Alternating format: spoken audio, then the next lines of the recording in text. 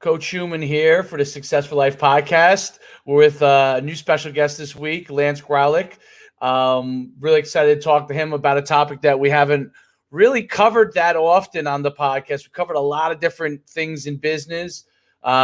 We've covered how to grow your business in short time period, 90 days. We've talked drop shipping. We've talked how to be an entrepreneur and build your business from scratch. Today, we're going to talk a topic that most people have some interest about, or maybe even know a few things about, or even curious about, but there's a big divide between the haves and the have-nots on this, and who knows and who doesn't know. And Lance is here to really, really fill it, and that's franchising.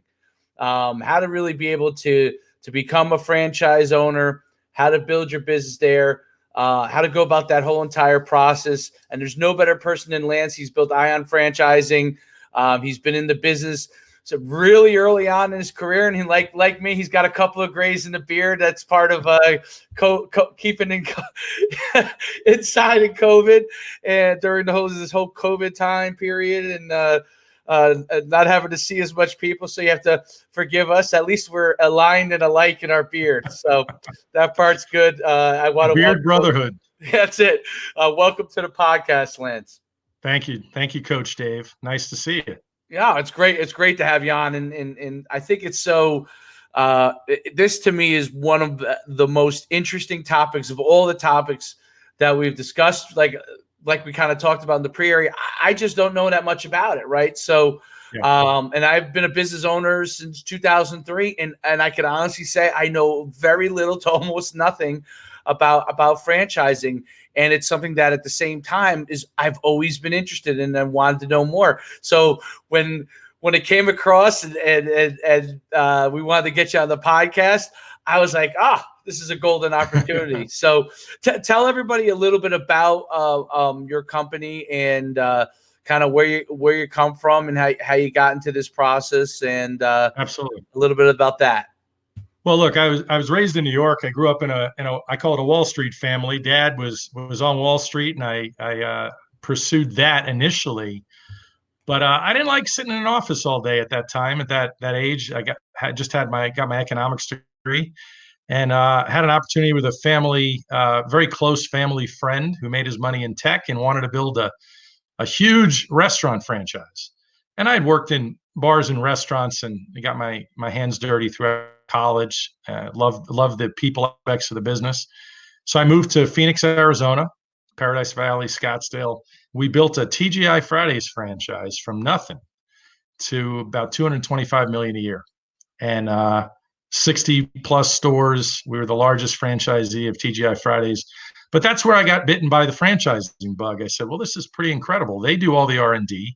They're making sure that we're on top of how to sell, how to merchandise, recipes, food costs, total cost of goods. They really teach you how to manage a business. And obviously we had our spin on it with hiring certain people, and they don't necessarily control the people side of it or the HR side of it. But I got bitten by the franchise bug, and fast forward many years to today. I mean, I've done all kinds of franchise development for small emerging brands. As the internet became a big thing, how many years ago now? 10 years ago, franchising changed. In the old days, it was purely franchise shows and magazines, or mail order, if you will, and you get a book of franchises in the mail, and you flip through these opportunities, and old-fashioned phone call and leave a message for somebody, and they get back to you, and nobody was texting. But nowadays, it's all about technology. Franchise consultants like myself, I work for free on the search side. I help people find their dream business, and the beauty of it is today, instead of people at midnight deciding they hate their job, they want to leave the corporate world, let's start hunting and pecking, so to speak, for the franchise of their choice in the middle of the night. And 50 different business folks call because you've inquired about a franchise. I'm your one-stop shop to help people find their perfect franchise. So but over the years, I've been a Wingstop franchisee, I've been a Krispy Kreme franchisee in different states. I've done really well with that, franchisee of the year. I've been president of franchise advisory councils I advise private equity groups on certain franchise arenas, especially the restaurant sector. I've created several of my own brands, a now famous donut brand in Las Vegas that's ranked one of the top donut shops in the United States. I'm even helping a Food Network star as we speak with a new donut shop in Las Vegas now that my non-compete has expired.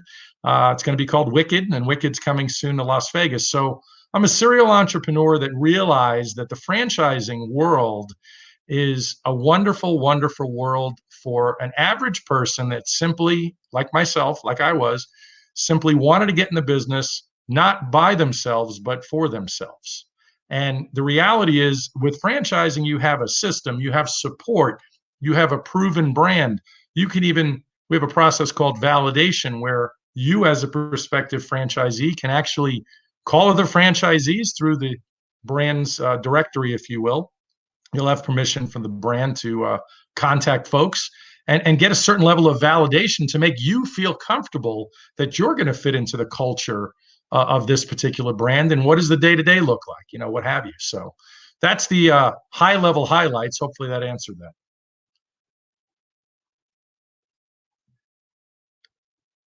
Oh, I lost the sound for a second.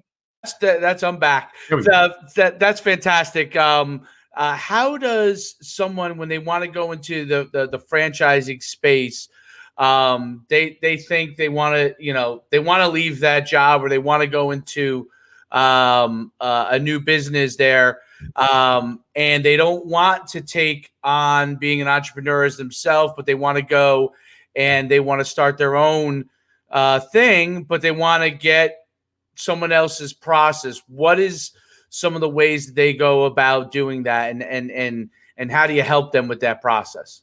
Well, great question. The first, where it all starts is I get people that call me through referrals, friends I know or clients I've already placed with a franchise.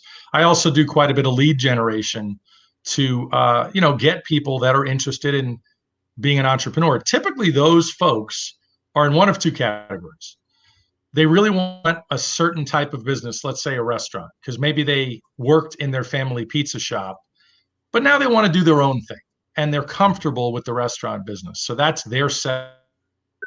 I find them a restaurant. I have about 190 restaurants that I represent. But then I have the other people that don't necessarily have an idea. I'm working with a high school friend right now. He retired from the corporate world, 28 years in the same corporate type job, made some money, and he just wants to make money. And there's nothing wrong with that, right? I mean, that's why we all get into business. We want to make money, have our own freedom and independence. So, after I have at least a 15-minute conversation, sometimes it's much longer, to assess everything from what is the desired investment level? What is your current financial situation? I mean, is this something you're going to do full-time as an owner-operator? Are you going to be a semi-absentee owner? I have a family friend that owns 19 hair salons. 19. Now, initially, he had to work hard, and they're franchised. He had to work really hard at his first or second store. And then at some point, his team took over where he didn't have to be there every day. He doesn't know how to cut hair anyway. He doesn't even have hair, by the way. He's not even his own customer. But he knew it was a good business to make money. Now he works probably 5 to 10 hours a week on his 19 salons, and that's it.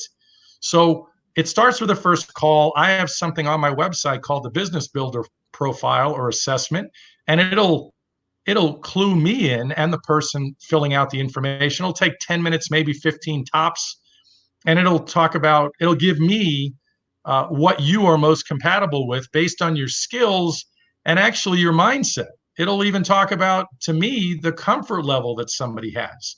So someone that that has too big of a comfort level, they're not going to want a newer, hot emerging brand. They're going to want something a lot more established where the risk is absolutely minimal.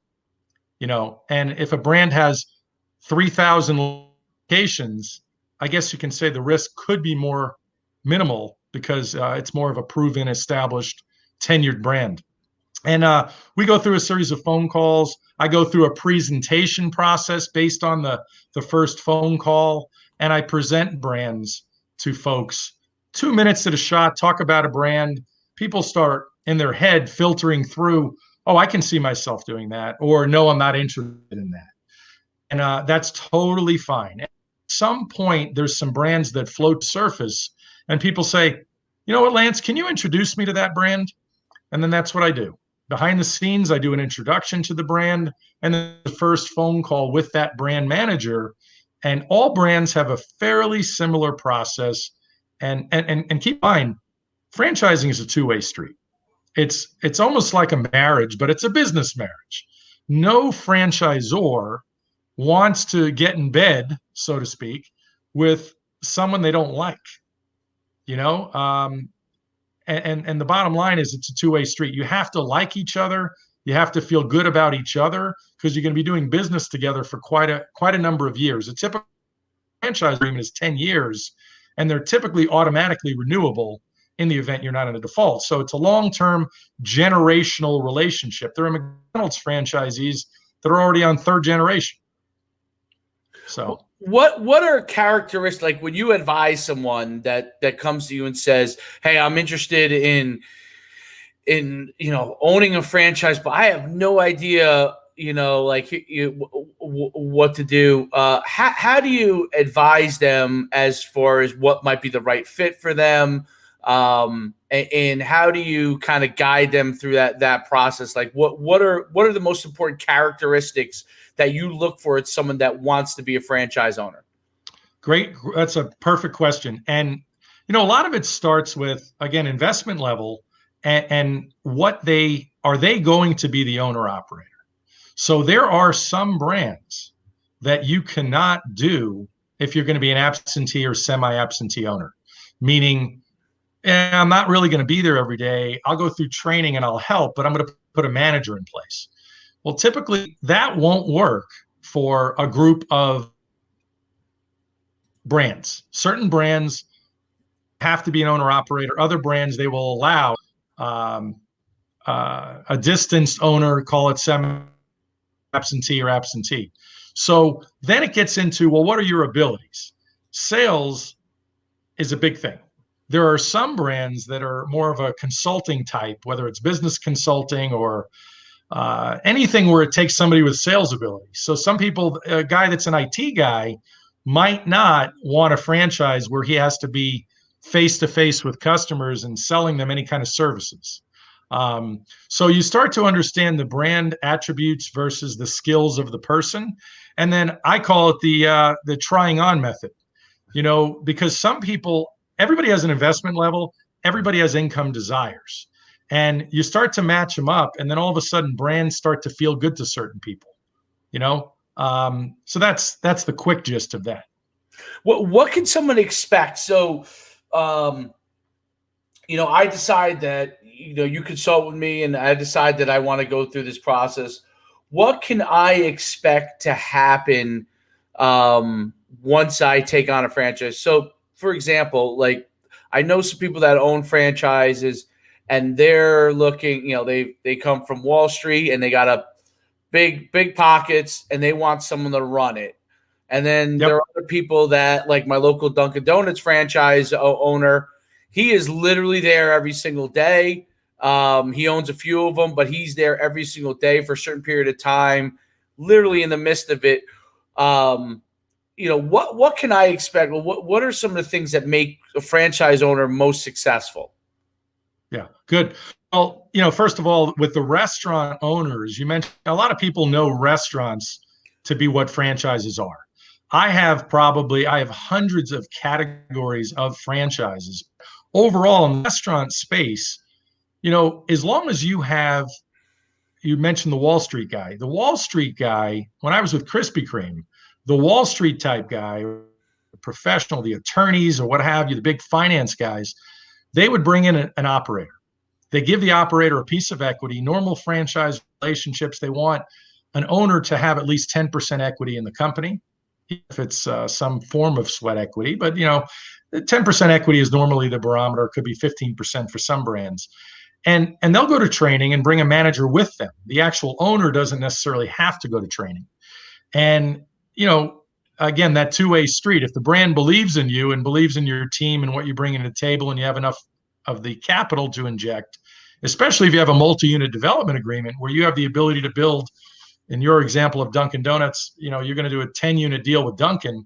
They know at some point you as the owner are not going to be behind the counter. Someone else has to be doing that. So that's where the McDonald's brands and Dunkin' Donuts and Wendy's were built in the early days. So that is the beauty of the franchise system. There's online training, there's face-to-face training, there's franchise business consultants that go in the field to support in the openings, as well as a full training team if it's your first store. So franchises are built to give a complete and full level of support. It's really interesting because it's such a wide range of ways to do it. When they come to you, and you start consulting with them, and you're starting to find a good fit for them, what is some of the advice that you give them with interacting with the franchisee, I guess? Franchisor. Franchisor, right? Franchisor. We call them Zors versus Z's. Yes. So the franchisor is the company that's franchising. Got it. And these individuals, I call them candidates or clients. They're prospective franchisees. I'll give you a perfect live example of what you're talking about. I have a gentleman that's a CPA, certified public accountant. He's a professional man, 20 people in his office, big responsibilities. He owns quite a bit of real estate and shopping centers. He has a specific need in a few of his shopping centers. And he thinks fitness is the right way to go. And I would agree, the fitness and boutique fitness is a hot business to get into. So he wants a specific fitness brand, although he doesn't know what it is, but he wants me to propose brands that might fit. Well, the first step I do when I work with people is I do a territory check to ensure that it's actually even available in their area. Because there's nothing worse than me by accident telling somebody or getting them excited about a brand and finding out, it's not available in their area. It's been sold already. Or they're not ready to, like in California, if a brand is mostly East or West Coast, they might not be ready to go to California yet. So clearly they wouldn't be available. So this particular CPA, he had a little bit of arrogance to him. He's been quite successful, and he goes, well, I'll decide what brand I want to go with. And he was making it difficult for the VP of franchise development for this one particular brand he really liked.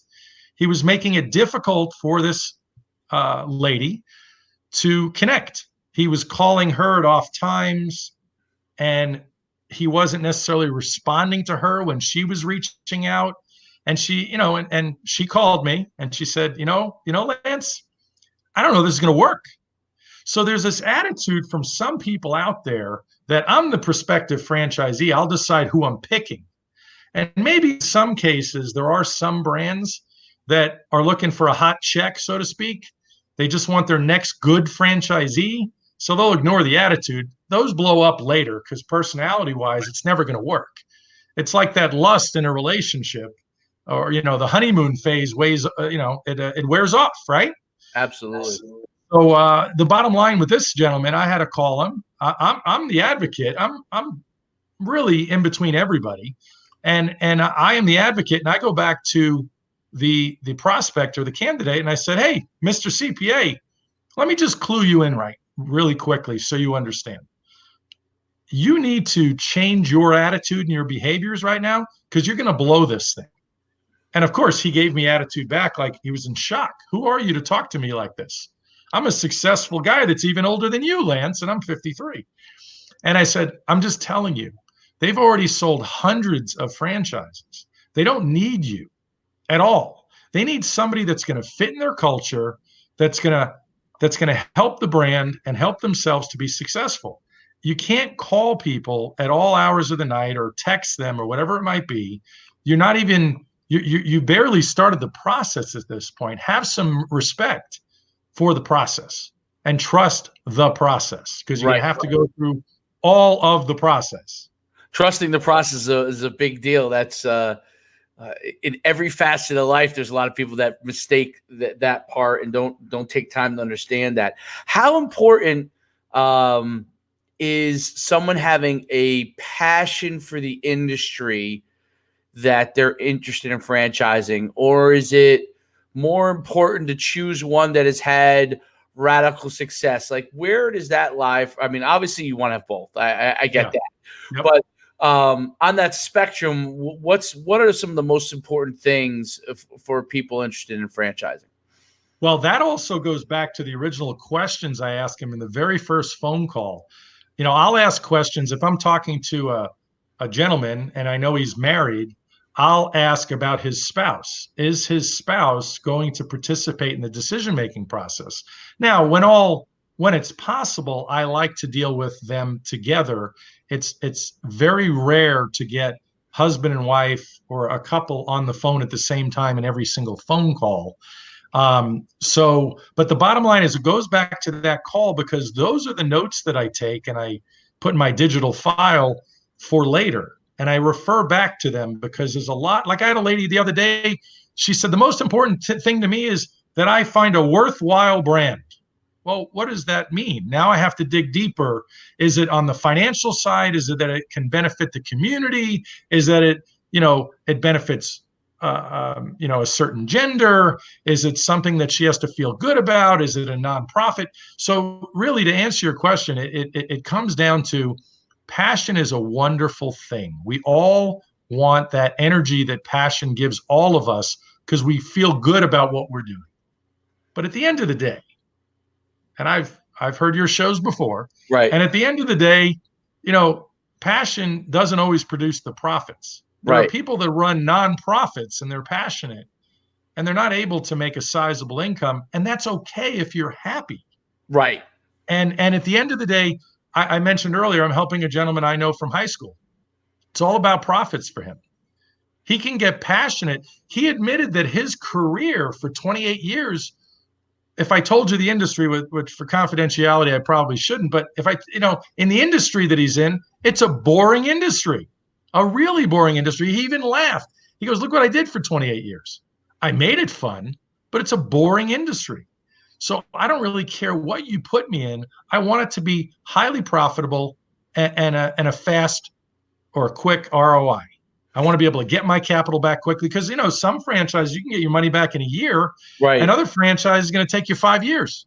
Well, I think that's a big part of the objective. What's your objective? What are you looking to get out of this thing? Yes. Are you looking to accumulate a bunch of franchise, sell them off? Are you looking for a residual profit from the business that each year you're taking a certain amount of money from it every single year? Because a good franchise business, my guess is that can become some level of an annuity for the owner. And absolutely. Right. So I think that's the important part.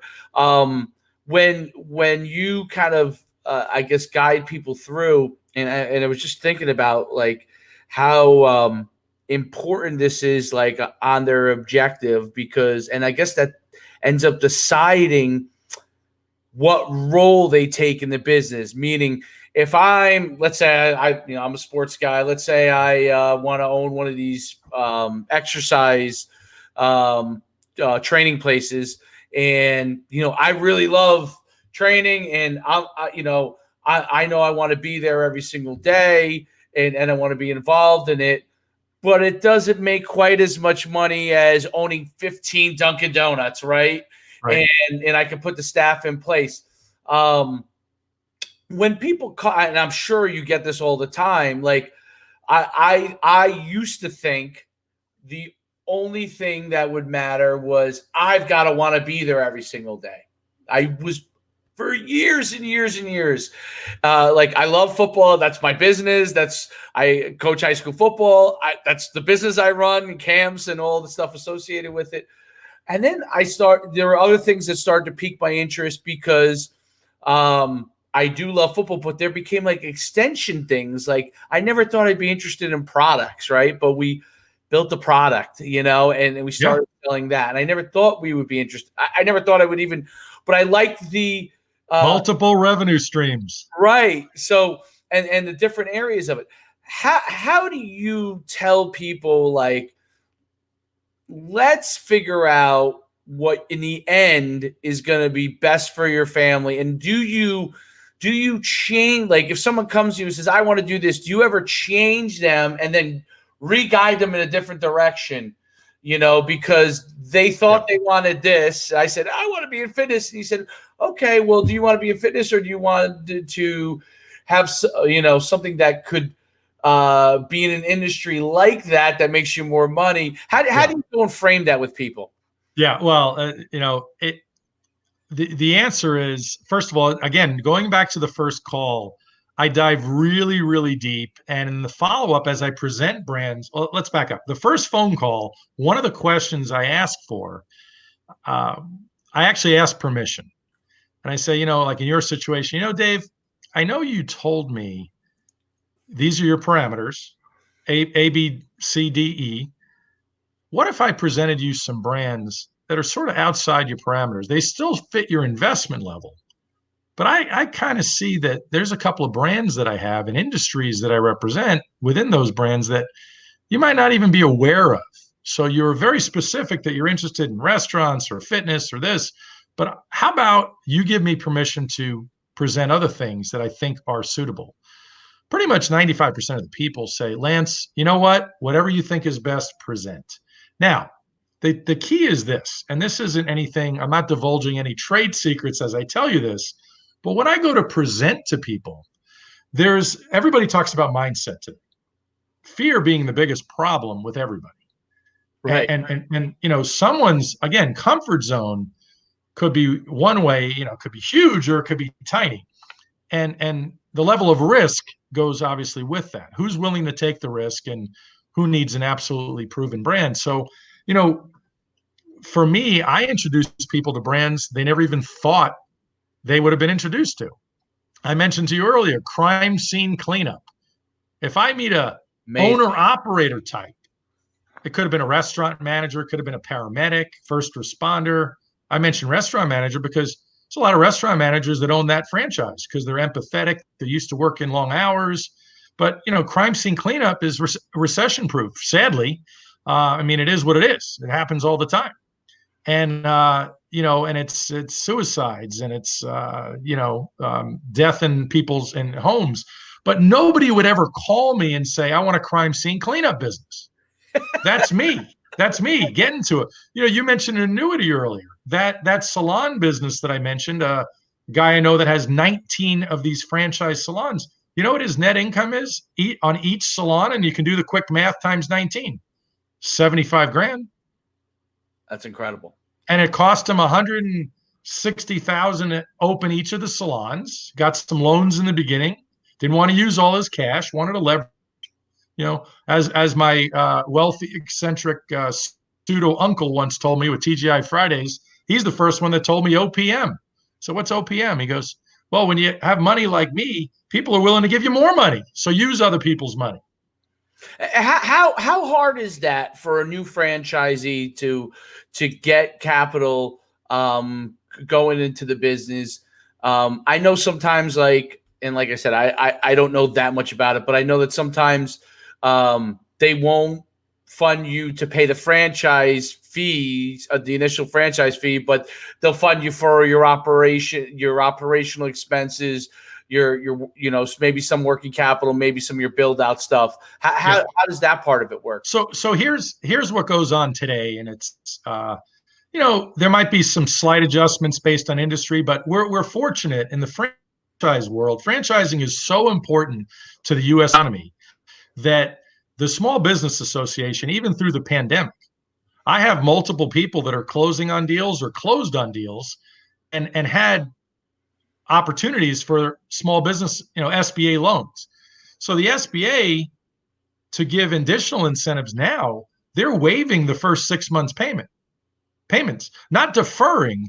They're gone as part of the deal. Someone, they're paid for your first 6 months of payments. But to answer your question, Dave, typically you're going to put 25% down, your down payment. The average franchise these days, well, I have tons of franchises under $100,000 that I got a franchise at $70,000, $75,000 max, home based, There are people that make $1 million a year working out of their house doing this business. That we'll talk about another time. Yes, But I definitely a typical franchise, about 250,000 on average, typical franchise. So 25%, 62.5 is what you're going to have to prove that you have. Plus, you have to prove that that's not your last $62,000. You have to have some other money in the bank, depending on, do you have a spouse? Who's going to make income, to pay this payment while you're new at when you open a franchise, you're not necessarily cash flowing from day one. You could, but typically you're not. You're going to need working capital for the first year, depending on the brand, 6 months to a year. So to answer your question, 25% down is the norm. The franchise fee does count. So if the franchise fee is, 25,000, 50,000, the franchise fee, you will probably pay that first because your financing will not be done. And that'll go into the loan and count as your cash injection. That's very interesting. And going back to the beginning, like when you went and you built up TGIF, which obviously almost everybody would know as one of the most successful original franchises. It was. Was right, and that's why I want to talk about it. So, it really was. If you're going back to, I guess maybe the 90s, I would say, in the early 2000s, like I remember we used to go to TGIF for happy hour even. Absolutely. And now people don't even go to TGIF at all as much anymore. And so sustainability, what are do you think are some of the keys to being able to make a franchise continue to sustain over the long term? Obviously it was a huge success and then it could become a failure, but how do you sustain, for the long term as a franchise? Well, another great question. So let me give you an example. Apple, which isn't a franchise, but remember, most people remember the story that Steve Jobs was essentially kicked out of Apple and then eventually brought back. But there was a point where Apple was in trouble. So one of the arguably best US brands ever is Apple. Is that fair to say? Most people listening? Yes. It's one of the biggest success stories yet in their history. They had some serious hiccups where they couldn't find themselves, and they fixed it and they got back on track. TGI Fridays, I can tell you for 100% certainty, because I was there. I used to represent our brand and would go to Dallas where corporate TGI Fridays was based, and R&D kitchen, see what's coming for the seasonal menu, and I represented our big franchise. And I'll never forget, TGI Fridays had fresh cut fries that most people remember. Fresh cut homemade French fries that were fantastic. I'll never forget, we were in the test kitchen. The chef hands me a fry and said, "Taste that fry." And I tasted it and I go, "It's pretty good." He goes, "Almost as good as ours, right?" And I go, "Well, yeah, almost as good as ours. Why? What are you doing?" He goes, "Well, that's a frozen fry. That's going to be our new fry." And I'm telling you, that was symptomatic of the downfall of Fridays, because the leadership, the top two guys at Fridays when I was there, were amazing. And one of them left, then the second one left. So now new leadership came in, and Chili's, Applebee's, Fridays, in my opinion, went chasing each other down the cost-cutting path. How do we save money? How do we cut labor? And it didn't work. And then the likes of Cheesecake Factory were born at the time, although they're having their issues today. Right. In the old days, they were known as a quality brand. Outback in the old days, good quality brand for what you got.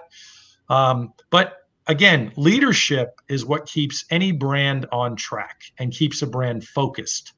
We have a now famous sign franchise in our portfolio. Been around 30 years, one of the best brands ever in franchise. You can't even get it in most territories. And, so it's all about leadership and consistent leadership. Because franchising is so successful, private equity groups today, they're looking at their financial instruments and their financial investments, stocks, bonds, what have you. And then after that, what do they look at? Real estate, maybe at the same time they're looking at both. What do they do after that? Franchising. Wingstop. When I was with Wingstop, shortly thereafter, they were sold. Roar Capital, huge private equity group, gobbling up restaurants left and right, predictable cash flow, just like you said earlier. Right. You can take a smaller brand, inject some capital, and repeat that royalty stream all over the country. Continue to support your franchisees with the best and the latest technology. Wingstop lost little to no business through the pandemic. They were already set up for takeout and to go and everything. I have a young brand with one location in downtown Atlanta, a cheesesteak brand, the hottest brand I think I've ever seen.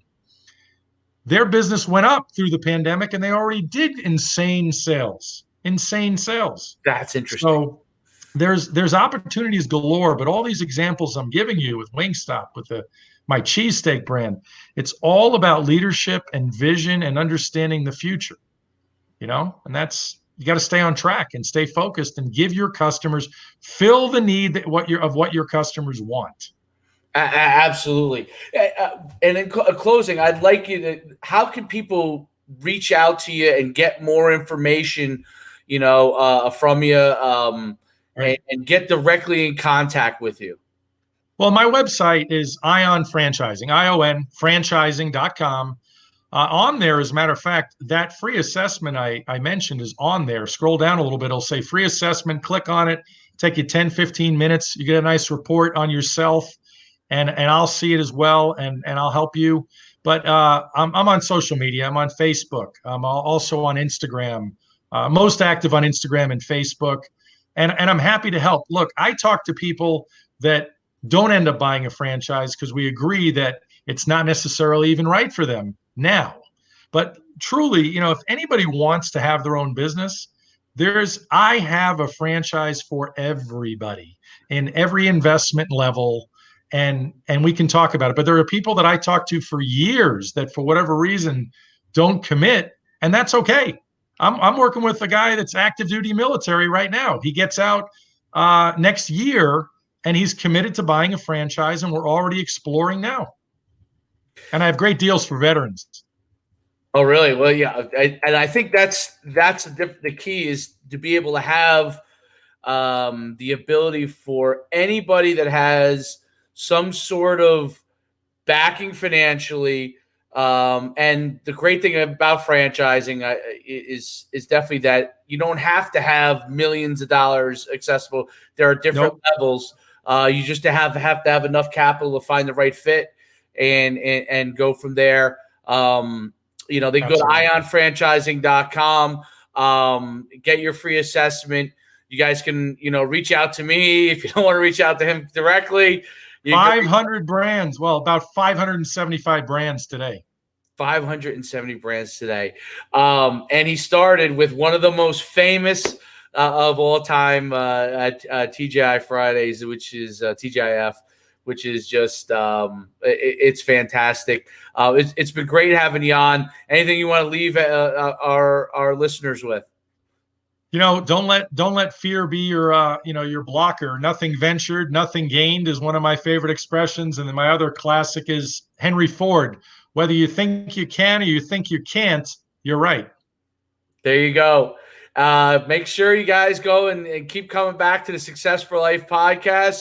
It'll be up there shortly. You can see it on iTunes as well. Lance, thanks so much for coming on. I really enjoyed it. I learned a ton today. Thank you, Dave. And I'm sure everybody. My pleasure. Thank you.